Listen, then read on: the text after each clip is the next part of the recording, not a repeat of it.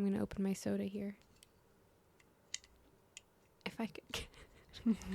I'm trying to do ASMR, but I can't get it.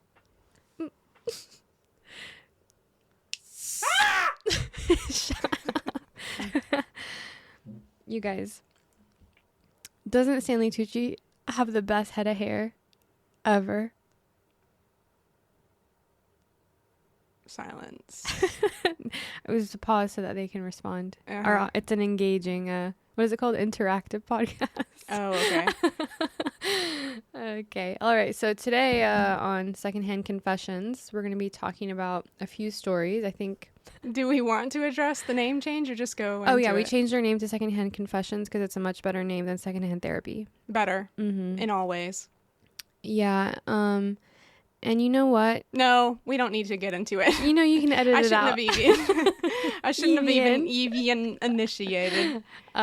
You can edit it out. What I will say is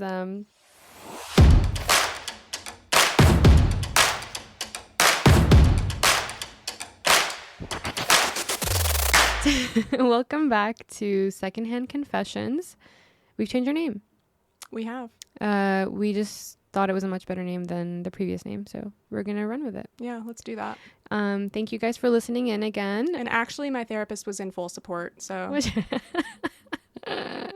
just ironically, your healing journey is a kind one. Mm-hmm. It's funny how some people's are not.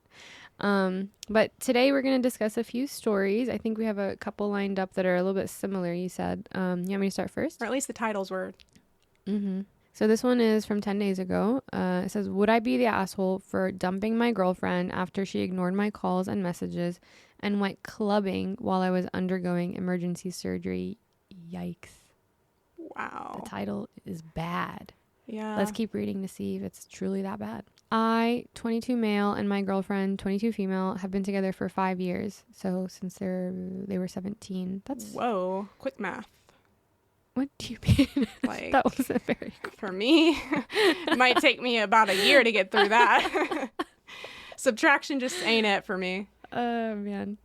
Actually, you know, I'm not great with subtraction, so I often do addition to get to... I see. Mm-hmm. So, like, you do process of elimination going quickly. through? Yeah. Gotcha. Anyway, so we've been together since high school, and until recently, I've always considered her to be my future wife. I've even bought a ring and was planning on proposing over the coming months. Well, very serious. Yeah, very serious. And, you know, sometimes when I read these sometimes and I'm like, everything was perfect until one day it wasn't. I'm like, I wonder, was everything perfect? I wonder the same. Yeah. So he says, well, last weekend it was my girlfriend's best friend's birthday. She and her friends booked a private lounge at a club. Obviously, I didn't go since I wasn't invited, and I hate clubbing or anything associated with that. I was actually looking forward to spending an evening alone and just binging Netflix or something. Well, my girlfriend left around 9 p.m. and I just crashed on the couch and watched some YouTube.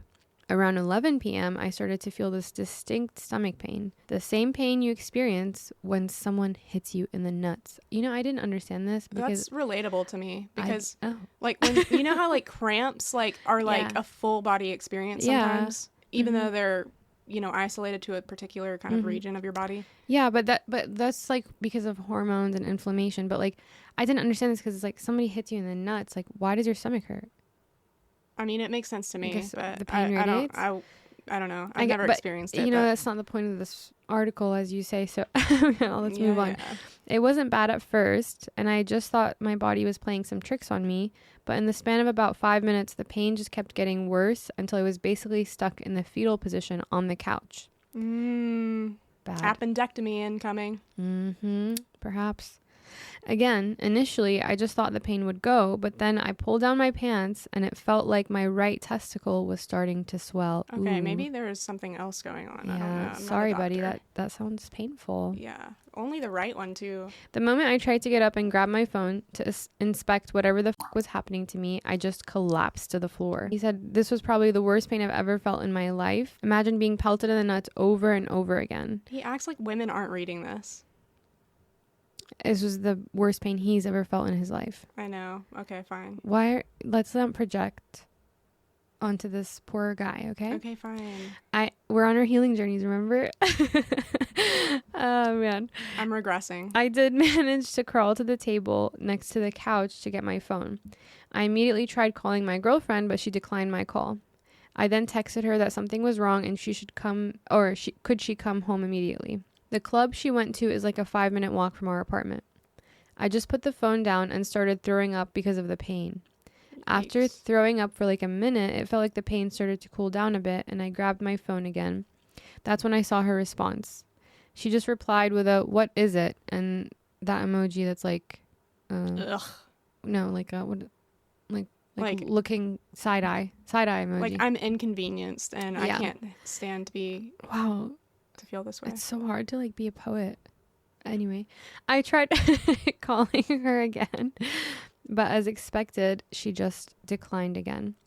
I then texted her that I need to go to the As hospital. expected. Maybe you're right about this relationship not being all he's hyped it up to be.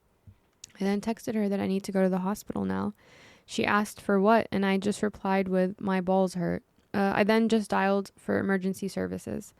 I explained my situation to the emergency responder, and she asked if there was somebody that could drive me to the hospital, and I stupidly said yes. I thought my girlfriend would be home soon, and she would drive me to the hospital. I felt embarrassed to call an ambulance because my balls hurt. After I told the emergency responder this, she told me she would call me again in 10 minutes to make sure I was being driven to the hospital. That's so nice. I then put down the phone. This guy says then a lot. I'm sorry. I'm going to start deleting them. I put down the phone and went back to vomiting on our carpet. Ooh. He's like Weird, a cat. Like the detail. Yeah. That not just like I went back to vomiting, but like on our carpet. Yikes.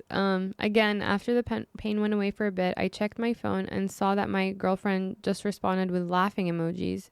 I tried to call her, but as expected, she just declined again. She texted me that this wasn't the time to play games, and she told me if I texted or called her again, she would block my number. I tried calling her, but she declined again, and when I tried calling her a second time, I realized she actually blocked me. I went back to curling up on the floor, and I started shivering. At this point, I didn't care about being embarrassed and just called emergency services again and asked for an ambulance. It felt like an eternity, but they eventually came and rushed me to the hospital. I don't remember much of the surgery since I was sedated, but I remember waking up eventually and my right testicle was being stitched together. I don't think this person lives in America. The doctor informed me that I had a testicular torsion, and I was extremely lucky to reach the hospital in time. I could have easily been forced to surgically remove my testicle with my own hands. I'm just kidding. I checked my phone and saw the missed calls and messages my girlfriend left me. Oh, now she wants to talk. In summary, she came home from clubbing and smelled the vomit in our apartment. When she saw the vomit on our carpet, she got mad and tried searching the apartment to find me. Wow. When she realized I wasn't there, only then did it hit her that I was actually being serious. Wow. I just not the vomit. That's not the sign that it was serious. It was the fact that he wasn't there. Yeah. I texted her in which hospital I was staying in and my room number, then went to sleep.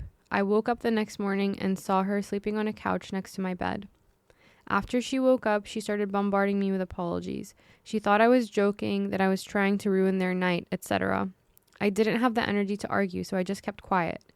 I was beyond hurt by what she did, and I wanted to break up with her then and there. Why the fuck would somebody ignore messages where their partner is begging them to come home? Not only that, she stayed in the club until 3 a.m. and didn't even consider going home to check on me. She did stay with me in the hospital for the remaining 2 days I was admitted there and did take good care of me, but I was still beyond pissed at her. Ever since coming home yesterday, I've been wanting to dump her, but at the same time, I feel like she genuinely thought I was joking and made a mistake. I feel conflicted and don't know how to proceed in this situation. Would I be the asshole if I dumped her? Am I overreacting? Well, surface level, no. You wouldn't be the asshole. But I do have some questions. I think what about you? Her initial reaction is pretty immature. I mean, they are only, 22, you said? Mm-hmm. So there is that to consider. But, like, at the same time, if someone says, hey, I have an emergency, you should be a Minuteman at that point. Mm-hmm. Like, you should be getting ready, going to the scene of the crime. Vite, vite. Yeah, hurry. Hurry. Yalla. Yeah, I think when he just said, my balls hurt, And maybe I'm thinking she's drunk, you know, she's at the club, she's drunk, like, you know, what do you expect? But yeah, but then she gets to the apartment and she smells the vomit. She sees the vomit. She sees he's not there. well, yeah, then she I goes, mean, it's clicking for her, I guess, but like she also got mad, he said. Like you mentioned that, like she got mad when she smelled the vomit. She was like upset that he vomited everywhere or whatever. Like he chose to do that. I know. But somebody said in the comments. Okay, wait. Yeah. Let's go to your questions first. Oh, yeah. You said you had questions for him. Well, so I think the biggest asshole thing she did was block him. Yeah. Like, why would she do that? But do we have verification of that? Like, no, we don't have verification of anything. But, so, like, we don't know that she blocked him. But I do agree. We kind of glossed over this. The fact that his response to her was like, my balls hurt, and not like, I have an emergency. My like balls are like causing me to vomit. It's so bad. Like the fact that he wasn't like conveying the level of emergency does make me think that like there's some leniency to be had on her end. But at the same time, he is in an active emergency situation right now. So like there's no time to be like, you know, sending a novel text. No, there's not. And like if your partner needs you, you go to them. Yeah. I mean, if they express that, for sure. And not even just your partner, even your friend. Like if it was just her friend who told her this. If my friend texted me and I was out like an hour away, I would get my ass in the car and drive to them. You know? Let alone your partner is 5 minutes away. 5 minutes, like walking. Yeah. The concerns that I don't have in this situation, just because of the way that he conveyed his reaction to being alone at this time. He said that he was looking forward to being able to like Netflix, you know, watch Netflix on his own or whatever it was. Usually I'd be asking, is this like a theme where this person is like continuously interrupting the girlfriend's pleasure activities or whatever because they're jealous or whatever the case might be? Yeah, that would be something I wonder. And actually, something she said backed that kind of theory up. That he was trying to ruin their night? Yeah. She thought I was joking that I was trying to ruin their night? Yeah. Like, why would she think that? I don't know. Maybe she's so drunk that she's just like, I don't want to be, you know, distracted from what I'm doing. No, but she didn't think, oh, he's just distracting me. She thought, oh, he's trying to ruin my night. Why would she think that? I don't know. Maybe they do have a history of tension. Yeah. Because I feel like this guy is leaving stuff out, but he didn't think to leave that out. Because to him, that's like normal. Is that what the comments are saying? They're emphasizing that part of it? Well, I didn't read any of that in the comments, but after the comments, so basically somebody, like, they were all asking him a lot of questions, like, why is this a normal reaction for her? Yeah, like, why is this the pattern of behavior that's being exhibited by you two? Yeah, and a lot of people asked him if he pranks her. Oh. And he, like, dodged the question a lot, but at some point, and I think he deleted it later, but there's, like, people saw it. I was going to say earlier. He pranked her. I was going to say earlier that, like, in a relationship, I think you get 1 to 2 emergency situations where you call on somebody in the middle of some activity they're doing where they had planned to not have you present. And then after that point, if none of those were real, then you do get to sort of be skeptical of that request. Yeah, or just like 1 to 2 pranks, I think. Like big pranks. I don't know. Even if somebody's just a prankster all the time, how do you believe them? Exactly. Why would you be in a relationship with somebody that does pranks like constantly? That's I can never. The thing is, like, I think that's like a personality type for guys, is like guys who prank. You know? I think there are such types, but like my question is, why would you be with them? Well, it's hard out here, okay? Some guys, that's their only flaw. It's a big flaw. Wouldn't you rather be single than be with a prankster? I would be, yeah. Yeah, what's with these people that don't? I guess the thing is, like, sometimes you get into a relationship and, like, yeah, oh, it's funny. Like, he likes to do little pranks, and then it's your everyday life. You're like, okay, I thought you were gonna grow up, like, but then you have feelings for that person and you live with them. I think they live together, so it's like, then you feel like too invested. Yeah, because it's their carpet, our carpet, so they live together. Yeah. You were still there. I didn't realize. Sorry. Yeah, I was just responding to the fact that you weren't quite sure. Yeah. You expressed some uncertainty there. Yeah. So. Yeah. So I think, like, when you ask like why would someone be with someone like that, I think it starts off small and then they're like, oh, she's okay with it, I'm gonna keep doing it. Yeah, it escalates. Or not even she's okay with it, but like, oh, it gets a reaction out of her, so I'm gonna keep doing it. Yeah. So immature. So I mean, I'm conflicted here because at the same time, if someone uses the word emergency, which I guess he didn't in his text, all he said was, you know, my balls hurt or whatever. I think the first text he said emergency though. Oh, okay. Hold on, let me see. In which case, if his pranks contained the word emergency, then I do not blame her for not reacting. You know, like this is like a boy who cried wolf situation. Mm-hmm. Like, you can't expect to deceive somebody into thinking there's a serious situation and then have a serious situation and expect them to respond promptly. Like, yeah, so apparently what he told her was, he called her, she didn't answer, she said, what is it? He tried to call her again, she declined, and then he said, I need to go to the hospital now. And then she asked why. He said, my balls hurt. So actually he didn't say it was an emergency. It does sound pranky. Yeah. Like, when you think about that succession of texts. Yeah. It sucks that this happened to him. Mm-hmm. I wish, like, she had believed him and, like, been there for him. Mm-hmm. And it's not, like... But, like, I wonder if the foundation of the relationship was good enough that, like, that could have happened. Yeah. Can you go over the texts where you saw those questions being asked and his responses to them? Like, which texts were the most, I guess, salient to this situation, I guess?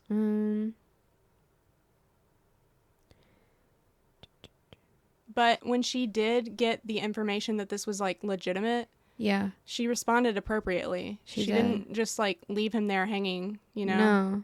That's what makes me like, The blocking, immature. Very immature. Yeah. Like, if I could talk to her right now, I'd be like, what the fuck? Yeah. If she did perceive this as a prank, like, her response should have just been to ignore the text for a while. Yeah. Someone said, in fairness, my balls hurt does kind of sound like you're taking the piss. That said, unless you routinely cry wolf or try to invent excuses to keep her from going out or ruining her night, her refusal to pick up the phone and then blocking you seems like an incredibly shitty thing to do. I can't imagine doing that to my husband. Maybe have a conversation with her about how upset this has made you and go from there. Yeah. Did he respond to that? No, he didn't respond to that. Oh, I see. This is a weird one. If someone texted me telling me they needed to go to the hospital because their balls hurt, I'd think they were out of their mind. If they text me telling me they're in excruciating pain, vomiting on the floor, and feeling like their balls are being repeatedly ripped from their body, I'd be there in minutes. Mm-hmm. Yeah, I think the way he communicated his pain was not accurate or, like, showing the level of pain that he was experiencing at the time. Yeah, like, maybe it's not his fault, like, he was in too much pain to express it, but in general, in a relationship or in any, I'm not in, like, just a romantic relationship, any communication you have to express yourself fully to expect, like, a full response. Also, there's such things as audio notes now. So, like, even though it would take more time to write out a text, you can just, like, excruciatingly, you know, express how bad you're feeling true. Pretty easily. Just click that microphone button. Well, maybe he was, like, too in pain to remember that. Okay. I'm thinking about myself. Like, if I were in pain, I would call. That was it. I think he tried. Did he try? He kept trying to call. Yeah, okay. That was on her part. Like, if someone tries to call you multiple times, then that's kind of on you to be. Yeah. But yeah, like, communication is key. Again, like, if you only communicated, I need to go to the hospital, my balls hurt. I don't know that you can expect a quick and rational response. Yeah. Not like her response was good either, but right. Your communication was not good. Right. Yeah. I think there's mistakes on both sides. Yeah. Somebody said in the comments, he has admitted that he has pranked her many times over the years. He won't say how often, or detail a list of his pranks. He said they were just silly jokes and won't say what any of the pranks were, aside from putting bracelets he bought for her in a packet of chips. Okay.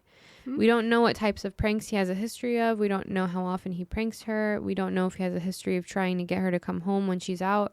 He did say he's never pretended to be in danger or have a medical emergency before. I think this was important information that should have been in the main post, along with a list of pranks and how often he does them, and whether he's tried to either get her to come home before when she's out or pranked her while she's out before. That's the thing, is that I don't think that people who prank people consistently understand that, like the level of doubt that inflicts on the person. Yeah. You know, like it really calls into question your reliability as a trustworthy figure when you're Pranking all the time. Yeah. Yeah, like your word is your word. And like in a partnership, that's all you have is like your word, and then it has to be true, or else like what is the trust? There's no trust. There's no value to it. Yeah. There is an update on this, I found. Oh. Did you know about it? I didn't know, yeah. Well, you want to read it? Do you want me to? Yeah. So first of all, I just want to thank you all for the amazing support. It's been quite overwhelming, to be honest. I have so many unread messages, so please, guys, give me some time. I promise I'll respond to all of them. First of all, I would like to clear up some misconceptions brewing in the comment section of my last post. No, I have never pulled any malicious pranks on my girlfriend to get her to come home early from a night out or anything. Neither do I have an issue with her going out, as long as she doesn't come home at like 6 a.m. And no, I've never blown up her phone like that while she was out with friends. We usually go out together since we share the same friend groups. Here are mine and her messages from WhatsApp in order, since people thought I just texted her, "My balls hurt," or something. Translated. 1. Me. Declined my first 2 calls. Her name. Please come home. Something is wrong. 2. Her. Question mark, question mark, question mark. Can't talk right now. What is it? That face we did earlier. 3. Me. Tried calling her again. I need to go to the hospital. Her. Question mark, question mark, question mark, question mark. What? Me. Again tried calling her twice. My balls hurt. Please come now. In all caps. Something is wrong. Her. Laughy face, laughy face, laughy face, laughy face. Just times 6, okay. Times 6. Me. Tried calling her again twice after calling emergency services. Her. I swear, don't bother me again or I'm blocking you. Let me fucking enjoy my night out. Me. Tried calling her again twice and got blocked. At this point, the pain was too bad to try anything with her anymore, and I just called an ambulance. Her next message after unblocking me at 2 a.m. was, my name. Why the fuck is there vomit in the living room, and where the fuck are you? Why is the front door unlocked if you left somewhere? She then went into a full mental breakdown as she realized I was being serious about going to the hospital. Over 70 messages. Yes, it was stupid of me to expect her to drive me to the hospital since she was drinking, but again, in that type of pain, you don't think clearly. I think I needed her more for moral support, and I did it out of pure instinct. Not immediately calling an ambulance was also stupid of me. I was in a lot of pain, but stupidly, at the time, thought that whatever I was going through would eventually calm down, and driving to the hospital would be better than calling an ambulance. Also, in hindsight, me being embarrassed about calling an ambulance over my balls was definitely also really stupid. Now for the update. Thanks for all those who wished me a speedy recovery. I'm doing much better now. Not being able to go to work for the next 3 weeks is definitely a bummer. I work for my dad's construction company, and my job requires lifting a lot of heavy weights. I'm also prohibited from having any sex for the next 2 to 3 weeks as well. I might have also developed some trauma due to the pain. I randomly get the same sensation again, and it's driving me nuts. See what I did there? As for me and my girlfriend, it's complicated. As so many of you and my mom told me, 5 years is definitely a long time to be just throwing away without having a proper conversation with her. So I did just that. I told her how hurt I felt by everything. I mentioned the following points. Her ignoring my messages and declining my calls. Yes, clubs are loud, but where I'm from, there are smoking areas where you can definitely have a conversation over the phone. Blocking me after I tried calling her. Her not checking on me once, even though the club she went to is only a 5-minute walk from our apartment. And her being angry about the vomit instead of being concerned. After hearing that, she got defensive and told me that I could have conveyed my situation better and that she genuinely thought I was joking. She was drunk and wasn't thinking clearly. She also told me that it couldn't have been that painful and I was over-exaggerating. I then told her, yes, I could have phrased my messages better, and I apologized for that, but I then described the pain I was in and told her that I barely had the strength to text her, let alone send her a detailed description of what was happening to me, and definitely couldn't think straight throughout everything. After hearing what I said, she started crying and apologizing for what she did. She told me if she knew how serious it was, we wouldn't have been having this conversation. She then also apologized for her being mad over the vomit. According to her, she was drunk and tired and was just expressing frustration. I then asked her why she thought I was joking and if she was cheating on me because this was seriously out of character for her, hence why I immediately trusted her with this. She started crying harder and she looked like I just slapped her in the face. She told me that she just thought I was being insecure about her being in the club with a bunch of guys, and no, she wasn't cheating on me and would never do something like that. We then hugged for a solid 10 minutes after that. The next part was really hard for me, but I told her I need some space to gather my thoughts, and told her she needs to stay with her parents for the time being.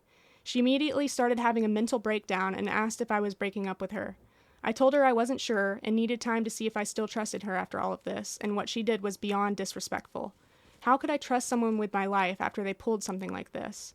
I then told her that we're young and this mess was mostly caused by our immaturity. This entire situation was an important life lesson for the both of us, regardless if we stayed together. After begging a bit more, she then put her head down and started packing a few essentials. Before leaving, she told me she would be willing to do anything to make up for this, and that I could take as much time as I needed. She then gave me a big kiss and left. That was 2 days ago, and this is where we currently stand. I still give her updates on my healing, but besides that, we don't contact each other. Okay. I'm really torn right now. I still don't have that trust in her, but her owning up to her mistakes shows that she knows she f***ed up and is remorseful. This is definitely something out of the ordinary for her, but there will have to be major boundaries and new rules set. I can think of the following. 1. If she blocks me again for anything, it equals blocking herself from ever seeing me again. 2. Ignoring my messages will not be tolerated anymore. 3. If she goes out alone again, she has to pick up if I call, regardless of the situation. 4. As many of you suggested, having an emergency code, like hospital or something, would probably have to be implemented. I'm not going to abuse any of these boundaries, but I just want a peace of mind knowing that my partner has my best interest at heart, even when she is physically not around me, but I don't know. Again, I just want to thank you guys for everything, and this whole experience was definitely an eye-opener for me. So I think, like, even if this guy's pranking, like, I do think she was wrong to do all the things she did, even if he's, like, a prankster. But I think that if he thinks putting those boundaries, people call anything boundaries that they want to call boundaries. Those aren't boundaries. Those are rules that you're setting.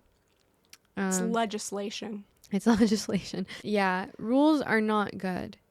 Rules are not good. That means rules. As soon as she fucks up one time, she like ignores you because she's asleep or whatever, you're gonna hold it over her. Like, what is that? I think some of these are problematic because they don't have they're not measurable in like let's see. 2, ignoring my messages will not be tolerated anymore. Yeah. What does ignoring mean? Like, is it ignoring for 5 minutes? Is it ignoring for an hour? Is it ignoring for a day? Yeah. You could perceive that any way you want and just be done with it, which is fair. Like, if he's over the situation, then he has a right to break up with the girl. But, I just think that, these sound a little controlling, some of these rules or boundaries or whatever we're calling them. Yeah, I don't like how this is playing out. I don't think it's going to work if they stay together. TBH. Yeah. Sucks. Yeah. So he asks again, would I be the asshole if I dumped her over this whole saga? Why does he keep asking everybody? And why does it matter? Like, sometimes you're the asshole in situations and it's still the best thing to do. Like, That's true. Like, sometimes if somebody's not showing up for you. Yeah, you can be a little bit of an ass in break up with them. Setting a boundary. Yeah, breaking up with them. Ending the relationship. A permanent boundary. Yeah. I don't know. Like, I don't think there's a right answer to, like, stay with her or break up with her. I definitely don't think what he's doing is the right answer. Yeah. This does remind me of one that I encountered. All right. In some ways. Not all. Tell us about it. So this is a story called Am I the Asshole for Faking My Giving Birth? What? Okay. I'll keep this as short as possible. I, 25 female, am pregnant with the baby, due in a couple of days. The baby. The baby. Little baby. Little baby. My husband, 25 male, promised that he would be the one to drive me to the hospital and that he will be glued to the phone until birth. He works only 10 minutes from our home, similar to that other story where it was a 5-minute walk. And his boss agreed to let him go when the birth happens. The problem is my mother-in-law. Ooh. My husband and her have an unhealthy, in my opinion, strong bond, and she is overly involved in our relationship, which has caused many issues in the past. She requires his attention every day. She has suggested moving in with us ever since I became pregnant. She also has emergencies whenever we have anniversaries, important occasions like my birthday, etc. That's rough. Not a mama's boy. Yikes. As the date is approaching, I became increasingly worried that his mother will have an emergency during birth, and I will have trouble getting to the hospital or will be forced to be alone during. I voiced my concerns, and it caused fights between me and them. There. Little slip there. I even suggested asking my BSF, best friend, to drive me and keep me company, as I'm scared of giving birth. But it was shot down with, how can't you trust your own husband? Who, her best friend said this, or I assume it was the husband. Oh, okay. So I'm not proud of it, but I faked giving birth yesterday. I called my hubby at work and told him it started. He said he will be right there. After half an hour, I called him to ask where he was, and he didn't answer. After almost an hour, he called me to say he is at the hospital with his mom because guess what? She's having a medical emergency. Oh my God. Apparently, he called her to tell her I am giving birth, and she got a heart attack from excitement.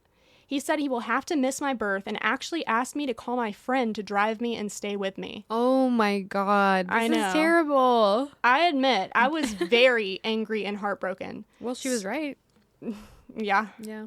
So I told him I wasn't actually giving birth and that it was a test that showed me how he would actually behave versus what he said he would do, and that it proved he would always care for his mother more than for his own wife who's carrying his child. Yeah. He was very angry and even blamed me for his mother's heart attack in that moment. Oh my God. His mom, of course, didn't have a heart attack, but a false alarm. I felt very justified, but now that we talked, I feel guilty. He said he feels manipulated and gaslighted. That just because his mother lied about the emergency doesn't mean I should lie to him. He said that marriage is built on trust, so I have to trust him instead of lying to him to prove a point.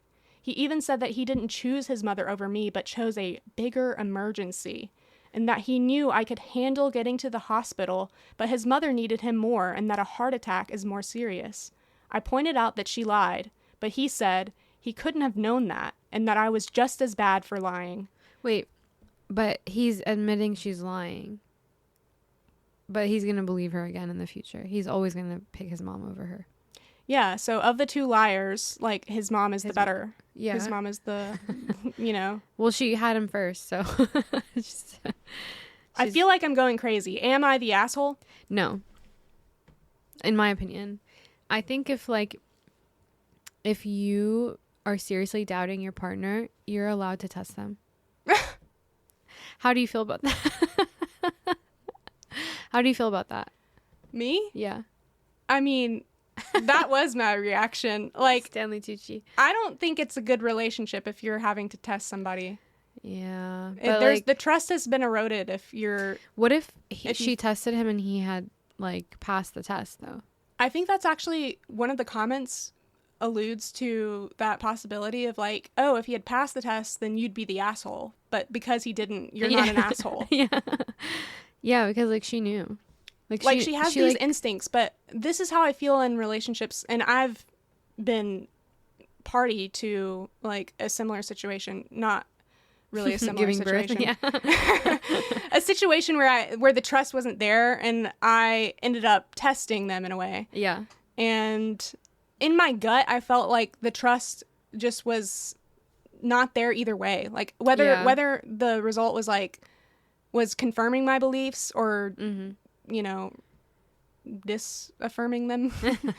I don't know. Let's cut that whole part because I'm not making sense right now. No, you are. It makes sense. But my question is, like, if you had tested your partner in that situation and they succeeded, actually, like they passed the test, yeah, you would be the asshole. And yes, you would, the trust isn't there, right? But you at least know that the trust, like, it's an internal thing. You need to learn how to trust them better, or you need to just talk about it. It's not that they're failing you. I think if you are in a position where testing somebody sounds like a good idea to you, specifically a partner, you are overdue for couples counseling. Okay. Like, you shouldn't go through with the test. You should either do couples counseling or break up because... Yeah, because I think when you feel like you need to test somebody, that means that you don't think a conversation will bring you anywhere, just between the two of you. I think, yeah, the conversation is going to end up the same way it has. Oh, I voiced my concerns and it caused fights between me and them, meaning the mother and son. Like, Yeah, like they were against her. Yeah, like they are the team and she is the Yeah. isolated one. So like she gave him an opportunity to rise to the occasion because she's like making him aware of how she's feeling and what's going on and, you know, how she would prefer they move forward. But instead of rising to the occasion, he like just goes against her. He dove into the depths of the waters. He failed her. I mean, he's already failed her and he failed her again. But I think it's very hard when you're literally about to give birth. Like, do you think this is a redeemable situation or do you think this is doomed to fail at any? So specifically like mama's boys, no, I don't think it's redeemable. Like every mama's boy I've met or every man who's like been so like ingrained in his family first before his partner, like the relationship is never healed. Like there's nothing good ever comes of it. Like seriously. They either break up or she stays with him forever and is just second to his family for her whole life. Mm-hmm. But if you're talking about just the whole like there's a something they're not on the same page on, like a behavior that he does that she doesn't like let's think of another example. Plays too many video games.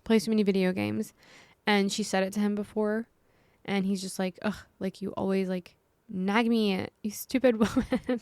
And then one day she tests him.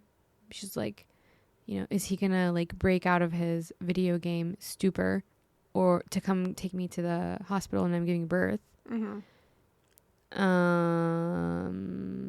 And he says, and he doesn't. Okay, no, that's not redeemable either. That's like, that's video games. Like seriously. Yeah, I was gonna say, what's the difference between family and video games? I mean, family is more important a little bit.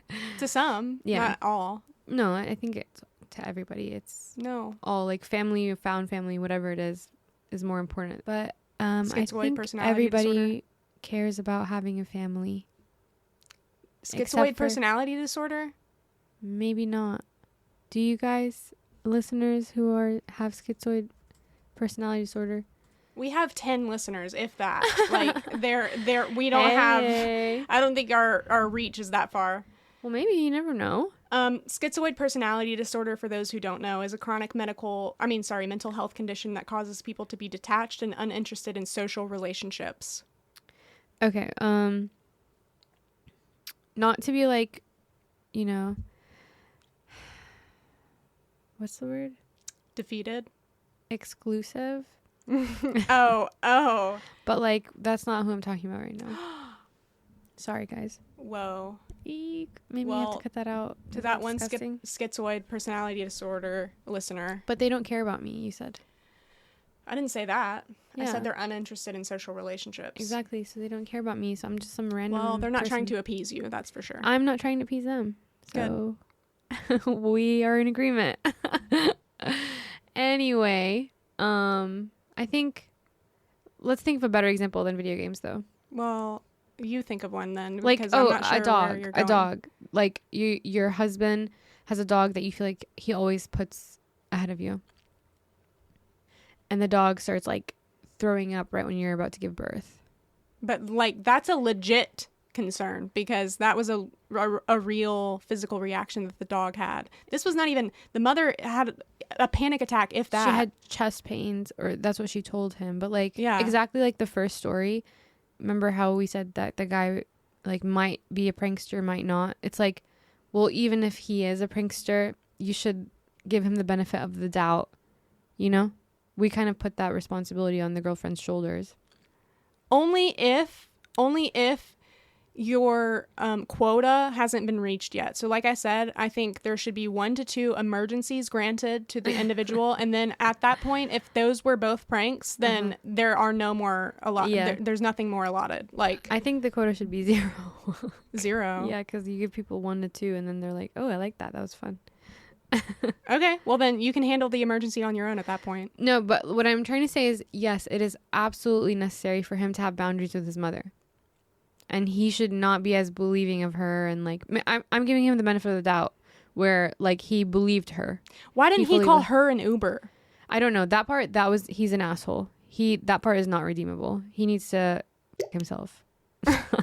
But Maybe he will be. I'm just talking about the part with the mom. I'm talking about the relationship with the mom. Like, yes, he needs to put boundaries and he needs to prioritize his, like, wife and family, like his literal future baby over his mom, especially because it seems like his mom is like, has unhealthy attachment to him.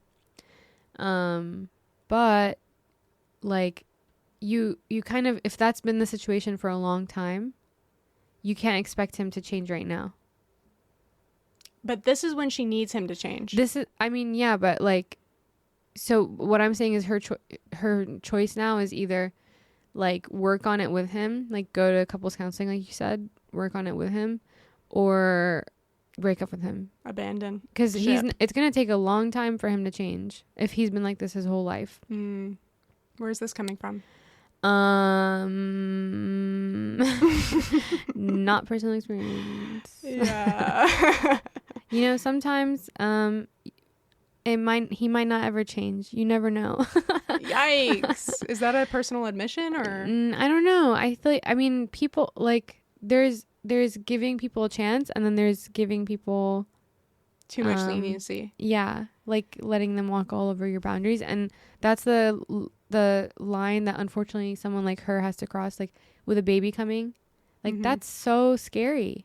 Yeah, like, but you think now is the time for her to be like, oh, well, so actually she did have an edit that was kind of relevant to these questions that we're asking right now. Yeah. She says, to answer a common question, why did you marry him? Wasn't he putting his mom first from the beginning? She says, I suppose it is a fair question, but it was never that bad. Well, now it is, so... But when we first started, it was lovely. His mother was barely a footnote in our relationship because we were at uni and far away. I suppose my greatest mistake was agreeing to move into his town versus moving into mine. I come from a town on an opposite side of the country. Our uni was in the middle, so to speak, and his mom, while nosy and controlling, was far away and very easy to write off. When we got married, we moved into his town for logistic reasons. He already had a job lined up in his town. I didn't. We have been living here for 1.5 years, and it has gotten progressively worse until now. When he isn't in contact with her, he's a good partner, but when you add her into the equation, he becomes a different person. Even his friends see it and ask me about it. So proximity, I think, is also another thing. Yeah, I think it's fair for her to ask him that they move far away. And if he says no, he's making a choice. I think boundaries need to be laid down in some form or fashion, like whether that's moving and getting actual distance between you or setting that boundary like for physical space yourself. Well, I'll say like some people, how do I say this? Especially when they don't really want to set the boundary, but they're really just doing it for their partner. Like they kind of need the distance. You know what I mean? No. Like let's say, like, because I had this issue before, right? I had boundary issues with my family, right? And it was like I've had boundary issues with my family my whole life, but and in the past, like I've been able to have better boundaries with them when I've lived far, far away, like far, far away.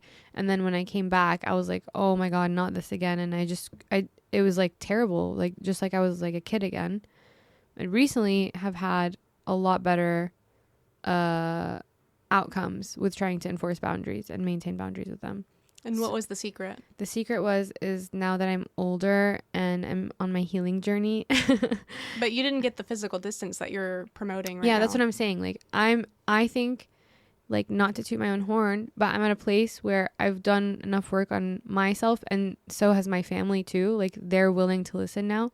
That we like had those conversations. They were f***ing difficult, but we did that and it was hard, and now we have boundaries. But our relationship is much closer now and better because we have those good boundaries, and I don't feel like, I'm being attacked all the time, or they don't feel like whatever, I never share with them. Because we have boundaries now, our relationship is better. But like when I was younger, I didn't have those skills. Like, and I don't think I had like a good support system in place for that either. But what I'm saying is, I don't think this guy, like, they have a baby on the way, and he still doesn't know how to do that. They got married. Like, I think some people like just actually need the distance while they work on themselves. Maybe so. Especially like now that they have a baby on the way, like his mom is going to be at their house all the time. She probably already is, if we're being honest. If I were her, I would be like, I would like to live somewhere else for a little bit. And if he says no to that, then he's just saying no to, I don't want to be with you. Or he's saying, I don't want to be with you on your terms anymore. Yeah. Any updates? She said, right now I want to focus on my baby, but after birth, I think I will have to rethink our life together. I just can't spend the rest of my life in a triad with his mother. Also, I'm sorry for mostly not replying to anyone. I'm emotionally exhausted. That's fair. Yeah. Yeah, this one's like draining for me too.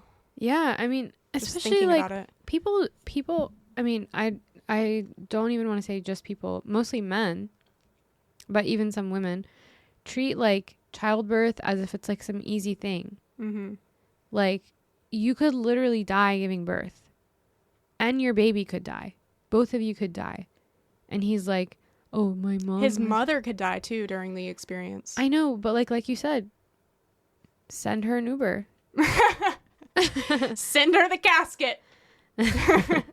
No, like really, like I wonder if he has siblings. Like if it's just him. If he's not the only sibling, that is fucked up. But he's the only sibling in close proximity to the mother. Oh, really? I don't know. I'm making that assumption. Well, like that's what I'm saying. If he's not the only sibling in close proximity, I would divorce him right now. Does she not have friends or people that could, help her out in cases of emergency? She does. That's what happened. She can't rely on him only. Well, that's what she said. She told him like, I want to. No. Not the OP. I'm talking about the mother. Oh, yeah. I know. Like, can she not call him somebody to help her? Well, I don't know. I have different opinions about that. But, like, seriously, if he has siblings, I would divorce him right now. If he has siblings and he still didn't, like, call them and say, like, hey, can you get mom? I need to go. My wife is giving birth. That's fucked up. Yeah. Well, no, the fact that he texted her, my wife is giving birth, and then the emergency appeared. Yeah. I mean, but the thing is, like, how does he know? Again, we're back to the prankster thing. Why doesn't he wait until he gets his wife to the hospital to text his mom, hey, she's giving birth now? Problem solved. Well, he's already at the hospital. That's a mama's boy. This is like, however old, how old is he? Like 30 years? This is 30 years of fucked up, like, family dynamics for you. He's 25. They're both 25. 25 years. I mean, they're young. 25 years of fucked up family dynamics for you. Like, you can't expect him to suddenly act differently. Top comment says, if my mother was for real having a heart attack when my wife went into labor, she would either lie to me so that I would not go to her, or she would insist that I be with my wife. Your mother-in-law is bonkers, and your husband is a jerk for putting her first. Bigger emergency? Is he a cardiologist or an EMT? If not, what the hell is he going to do for her? Mm-hmm. Yeah, I agree. And we don't know if she's having... I mean, we don't even know if she's having testicular torsion. Like, that could be the issue. It could be. Because, like, if you can just imagine the pain of, like, vomiting when your balls are just feeling so swollen. Mm-hmm. I can't Don't you just, like, doesn't that just resonate with you? Yeah, it's happened to me before. Never for me, luckily. Knock on wood. Knock on wood. But are there any updates though, or no? That was the update. There was also a comment that said, he said that marriage is built on trust, so I have to trust him instead of lying to him to prove a point. Yeah, but trust is earned. His ongoing behavior with his mother has undermined trust, and therefore you decided to test if he was still worthy of your trust. He failed. Hard. Mm-hmm. And then someone else says, and notice he didn't have any sanctimonious speeches for his mom and was still at the hospital with her after knowing it was faked. Throw the whole man away. Yeah. What happens to the baby, though? I think being raised by a single mother is much better for you than being raised by a deadbeat dad or a mama's boy. I don't know. This situation feels hopeless to me. What would you do if you were her? I wouldn't be with this man for various reasons. But if you were and this is happening to you? If I had a partner that was like obsessed with their family, mm-hmm. I couldn't tolerate it. I've been in that situation. Once or twice. Once or twice. Once. Once, yeah. Once upon a time. What about if they start making changes? Then I would be... But it's not very fast. I mean, it depends on the speed, because I can't tolerate that forever. I'm f***ing getting old. So true. I'm getting old. You wanted me to say no, you're not? No. We're getting old. No, I am just emphasizing the point. Yeah, no time to waste on I don't have time to waste. On losers, like, really. Just honestly, like, you're about to be a father and you're a mama's boy. Loser. I'm starting to get mean. Sorry, I'm hangry. Yeah. I don't think I could tolerate it for very long. Maybe approximately like 3.5 years. Wow. I always ask you hypothetical questions and you're like, I don't know how to answer this because I'm not that person. No, this wasn't hypothetical though. I've been in this situation. Oh, that's what I was like. Where did this number come from? You don't know? I remember now. Yeah, it's coming back. Yeah, but yeah, I don't think I could tolerate it for too long. Probably less now, actually, that I'm older. Yeah, I wouldn't be doing this for 3 years. Okay, so I have a question for you. Do you feel like you are aware of your inner self? Do I have self-awareness? Yes. I think so. What makes you feel that way? Like, I know that I'm a piece of shit. And I hear it all the time, so.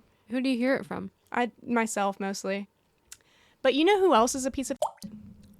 Who?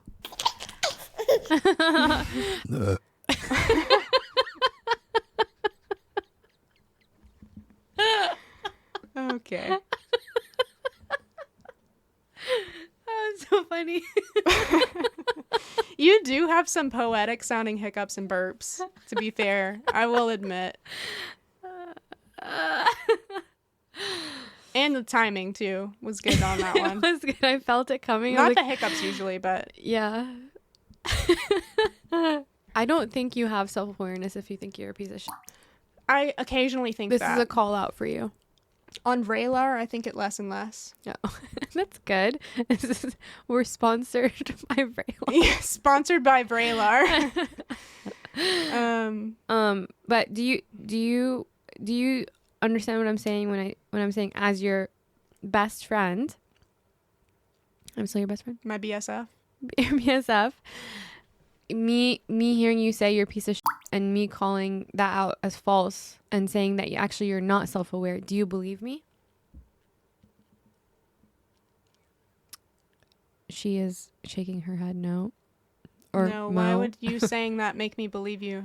Because I'm your best friend. I You're supposed to believe myself me. over and above anybody else.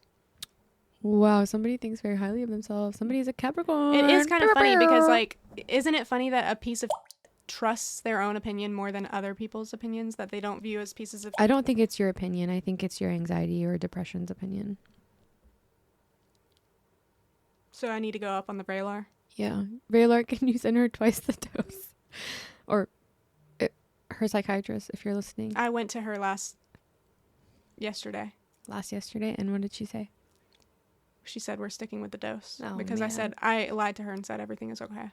Why the did you lie? I don't know. I didn't lie. Everything is better than it used to be. Yeah, that's true. I think of myself as a piece of shit less often than I used to, but that's I still good.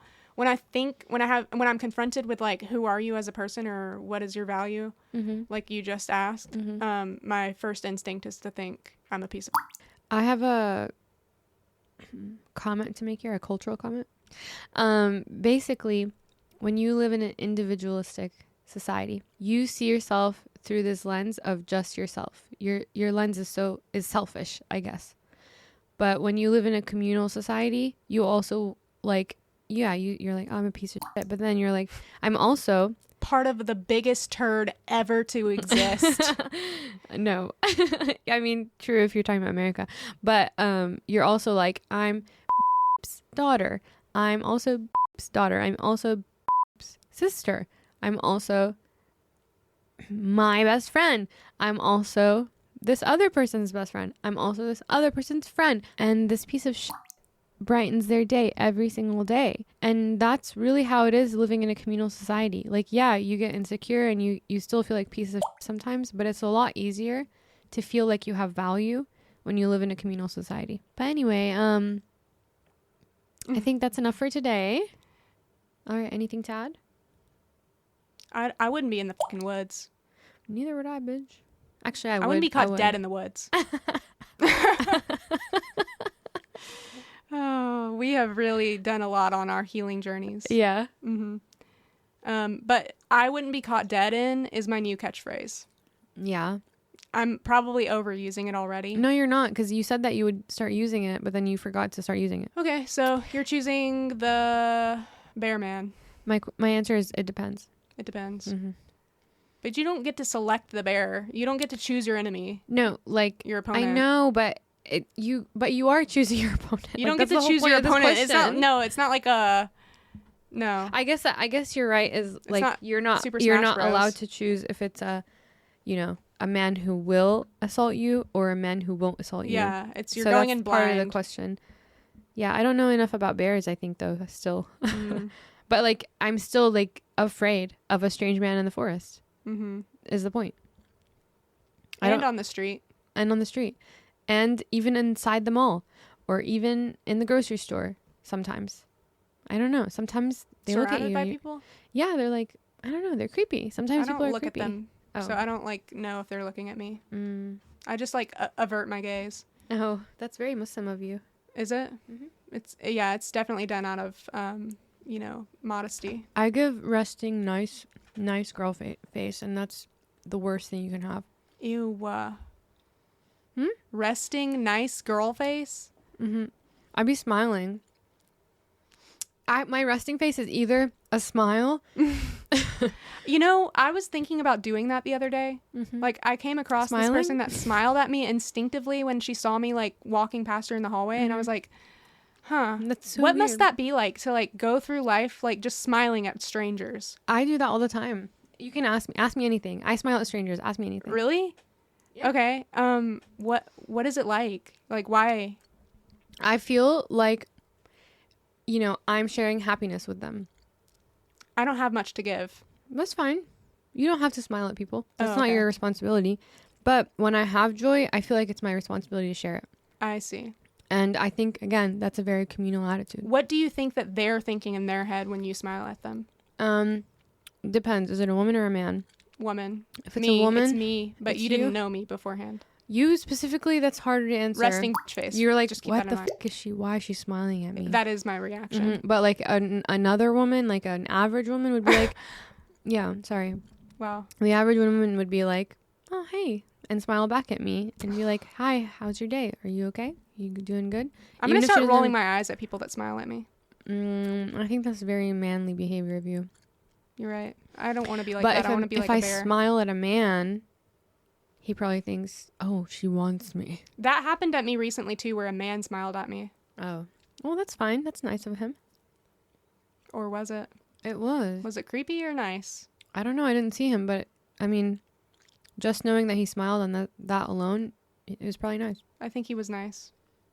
I think he was, but it could have been creepy, though. He could have been. I've had some creepy smiles, too. Oh, yeah. You know it when you see it. You know it when you see it. As the famous phrase goes. You know the one. Yeah. And that's a great note to end on. You don't know it when you see it. Do you not? Sometimes you don't. Okay. I don't view enough to have much say in this conversation. That's what I'm saying. Like some of these crackheads out there. What the So these crackheads will be watching a video of a normal person and they're like, oh my god, you are so sexy. I can't believe you are wearing this dress. Please send me feet pics. And they're literally jacking off to it. Good timing. Oh, okay. So how shall we end this, mate? Okay, just want to thank you guys for listening to Secondhand Confessions Down Under. This is our guest guest speaker. Yeah, mate. My name is Charles Darwin. What the fuck? Just kidding. He's not even Australian. You should have said Stanley Tucci. Stanley Tucci. Touchy. Yeah, and you're here to share a product with us today about hair growth, right? Yeah, Rogaine is my number one mate when it comes to hair growth. All I do is I slap it right on the baldness of my head, and I just wait for it to take effect.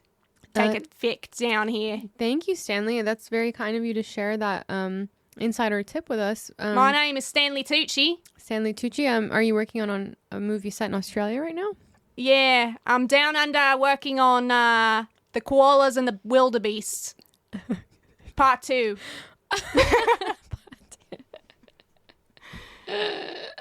You never saw the first one. It was actually quite it was a feature film, but it wasn't widely released internationally.